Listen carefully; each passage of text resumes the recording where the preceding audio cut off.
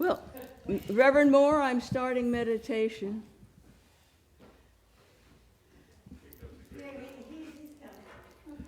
He'll come in later. Okay, well, let us all come together. Come together at the cradle of light. Breathe together deeply. Inhale and slowly exhale.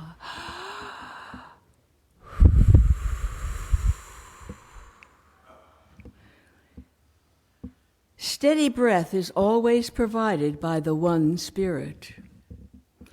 Try to maintain a steady, regular breath for a while as you relax into your seat. Visualize an empty cradle. Oh, but it's not empty. There is a small sparkle of light deep in the soft folds around it. Do you think it might grow slowly and become a great light one day? Now let's just celebrate the arrival of this spark. Let's call this tiny spark Christ consciousness. There is within each one of us a part of this Christ consciousness. Yes, we are all related to this tiny spark. How shall we celebrate the arrival of this tiny spark? Well, do you remember that there are people who take flocks up into the mountains where there is greater abundance of food for the animals, called shepherds? There are not many left around here, but in less populated places, it is a regular occurrence. In the quiet of the open skies, the songs in the wind may say many things. In times of trial, they say, rejoice, for peace and joy are here abundantly. You must go find them and be glad. And so we find also in our innermost soul the directive to go and find and be glad. This is the season for coming together with rejoice in going and finding. We display many lights, both outside and in our houses, in our windows, on our trees and bushes. There is also light shining in the sunny faces of our happy children, waiting for gifts that are exchanged. To remember this coming of the tiny light, growing even today. As is my messy custom, there are 3 Science of Mind magazines laying open on my desk. Each one is an inspiration for whatever I am doing. I would like to read one from last month. It happened on a Saturday. Every human being's purpose is identical. It's to be the Spirit of God manifesting in the human condition. As you awaken to being, your entire perspective of life changes. That's taken from The Art of Being. Spirit will mold our purposes when we allow it to. Taken from The Science of Mind. If you were to die today, would you feel complete? Have you accomplished what you came here to do? Or is there a piece missing? In his classic book, Illusions, Richard Bach writes, "Here is a test to find out whether our mission on earth is finished. If you're alive, it isn't." Bach offers us a litmus test that contains some solid wisdom. If you are here, you still have work to do that you may not want to postpone.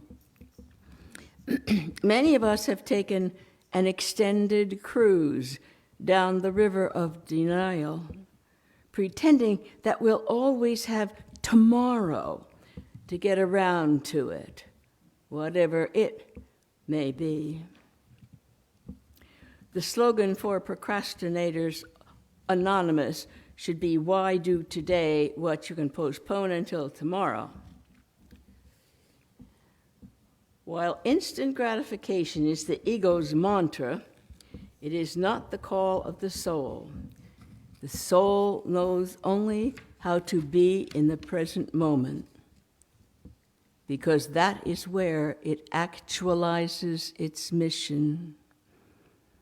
The takeaway is that living things that don't actualize their purpose lose their life force and slowly wither up and die.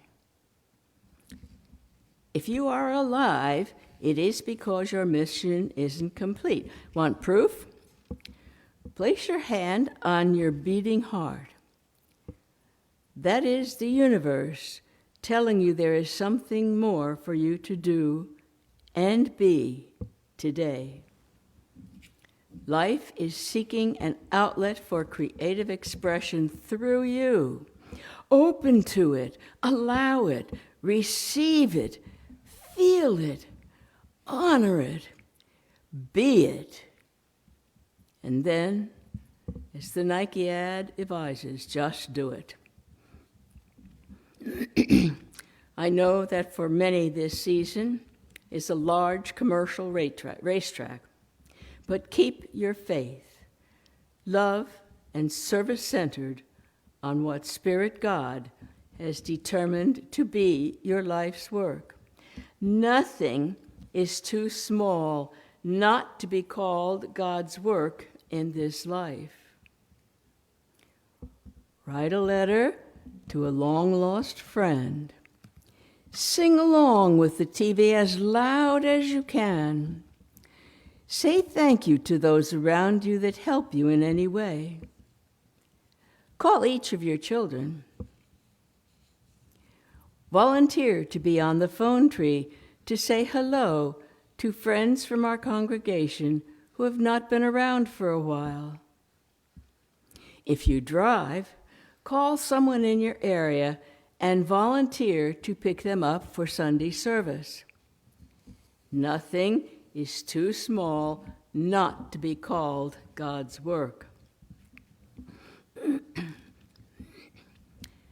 Jennifer Picnic tells us we have not been granted with this thing called life to suffer our way through it. Just beneath the surface of our thoughts, there is a greater truth for all of us.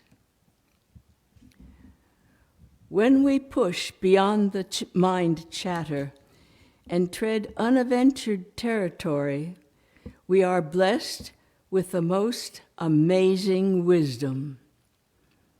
The seeds of our awakening are already planted inside of us, all begging to be nurtured. Unveiling this truth is our gift and our birthright. Jennifer goes on to say, just past the surface of our thoughts is a treasured state of peace and love like no other. We must trust that anything born directly from this place of good will develop into pure beauty. We can work on continuously grounding ourselves in this state of mind by tearing down one destructive thought after another and forming new habits and neural pathways. When our intent for life is pure, born from it will be our greatest blessings as Spirit works through us. We can learn to break away from old, disillusioned thought patterns and construct a far greater reality by rising above what no longer serves.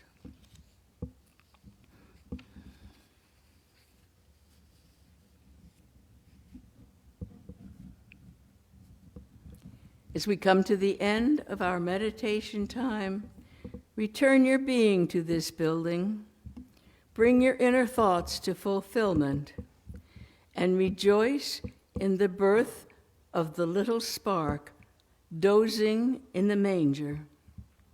Nurture that spark of light and make it your own. And so it is. Namaste.